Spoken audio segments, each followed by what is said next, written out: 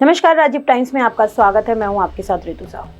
आज हम बात करेंगे मोहन भागवत के बयानों के बारे में। जी हाँ, कुछ समय से हम देख रहे हैं कि मोहन भागवत लगातार ऐसे बयान दे रहे हैं जिस पर राजनीति गर्मा जाती है। जानते हैं कि उनके बयानों के असल मायने क्या है।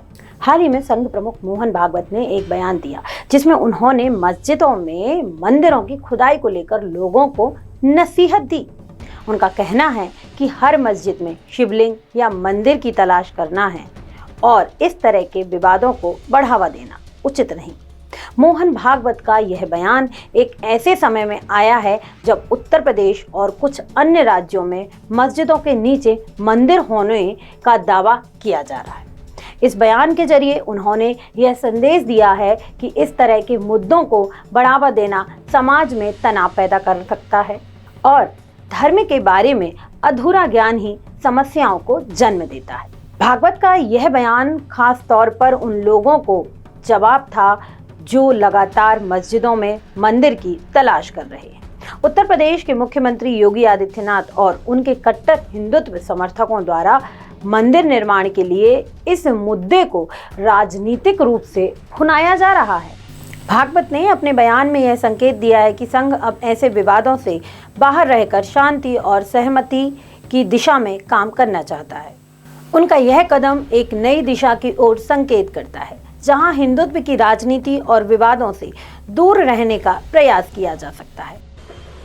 हे जीवन जर ही हार्मनी जर जगाला पाहिजे असेल तर आपल्या देशात याचं मॉडेल उभं करायचं म्हणजे ही हार्मनी आपल्या देशात असली पाहिजे। श्रद्धेचा आदर त्यामुळे राम मंदिर झालं पाहिजे, ते होत आहे। हिंदूंची श्रद्धा असताना हिंदूंना वाटतं,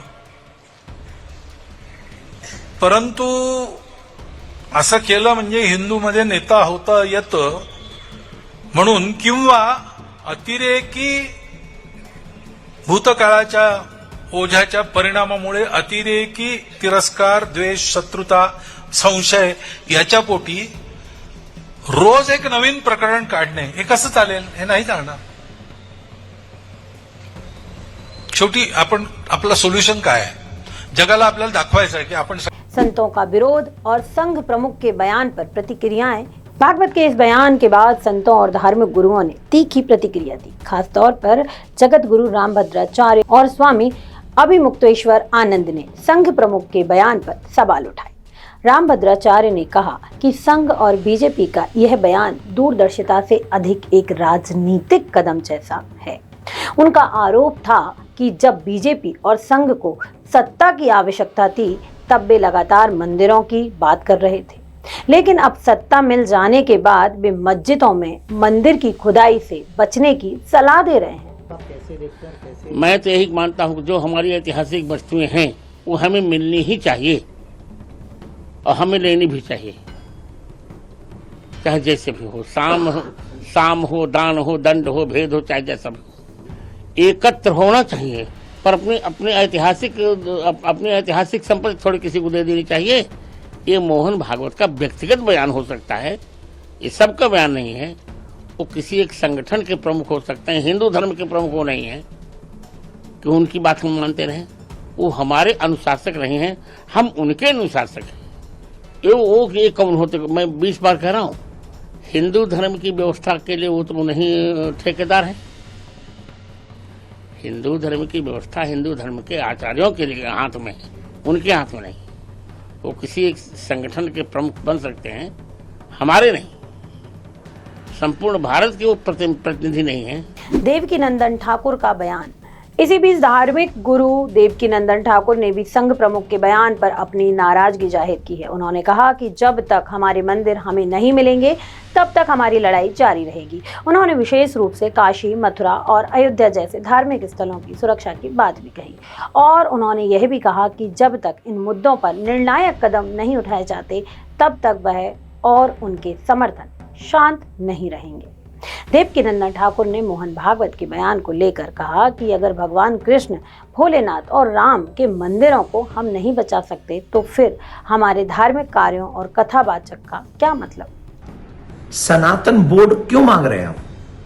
किस लिए मांग रहे हैं सनातन बोर्ड? इसीलिए हम सनातन बोर्ड मांग रहे हैं कि सनातन बोर्ड आएगा तो उनका अधिकार हमें मिलेगा कि नहीं मिलेगा। हमें पर्सनल कोर्ट मिलेगा, जैसे वक्फ बोर्ड में कोर्ट है वैसे सनातन बोर्ड मिलेगा। तो सनातन बोर्ड में जब कोर्ट मिल जाएगा तो हमारी कृष्ण भूमि का विषय हम उठाएंगे, हमारे यहाँ चलेगा। वो काशी विश्वनाथ का केस हमारे यहाँ चलेगा, फिर वो कोर्ट का भी जिम्मेदारी कम हो जाएगी उनकी भी, उन्हें भी केस कम सुनने पड़ेंगे। और फिर जितने भी मंदिर हैं, जहां मंदिर हैं, उनके सारे केस सनातन बोर्ड सुनेगा। तो इसमें सरकार को हेल्प मिल रही है, इसमें कोर्ट को हेल्प मिल रही है, लेकिन ये नहीं होंगे। और वो आजादी के बाद मंदिर वक्फ बोर्ड बना दिया गया, मंदिर कब्जा लिए गए। तो ये जो सनातन की सुरक्षा का विषय है, ये तो अभी भी हम असुरक्षित हैं। अगर आज हम इन पे बात करना बंद कर देंगे और काम करना बंद कर देंगे तो आने वाली पीढ़ी तो बंदी हो जाएगी। तो हम आने वाली पीढ़ी को बंदी नहीं बना सकते, अपने मंदिरों को ऐसे कैद खाने में नहीं छोड़ सकते। कृष्ण शिव मेरी आत्मा है। तो मुझे लगता है कि जब तक मथुरा में मंदिर न बन जाए, जब तक काशी में मंदिर न बन जाए, जब तक सनातन बोर्ड नहीं बन जाए, तब तक हम किसी भी सनातनी को मौन नहीं रहना चाहिए। हम लोग मौन थे तो पाकिस्तान बन गया, हम लोग मौन थे तो बांग्लादेश बन गया, अब और मौन रहेंगे तो इस हिंदुस्तान के भी टुकड़े होंगे। तो इसलिए मौन तो नहीं रहना है। क्या मोहन भागवत का बयान बीजेपी और संघ के बीच मतभेद को दर्शाता है? यह सवाल अब चर्चा का विषय बन गया है कि मोहन भागवत का यह बयान संघ और बीजेपी के बीच एक आंतरिक मतभेद को दर्शाता है या फिर यह संघ की रणनीति का हिस्सा है। जब बीजेपी और संघ को सत्ता प्राप्ति की आवश्यकता थी तब वे हिंदुत्व के एजेंडे पर जोर दे रहे थे, लेकिन अब सत्ता के आने के बाद मोहन भागवत ने जो बयान दिया है उससे यह लगता है कि संघ अब इस विवादित मुद्दे से दूर रहने की कोशिश कर रहा है। यह बयान बीजेपी के लिए एक चुनौती भी हो सकता है, क्योंकि बीजेपी ने अपने चुनावी अभियानों में मंदिर मस्जिद विवाद को एक प्रमुख मुद्दा बनाया है। अब जब संघ प्रमुख इस तरह की नसीहत दे रहे हैं तो उसे बीजेपी को संतों और अपने कट्टर समर्थनों के बीच संतुलन बनाए रखना चाहिए।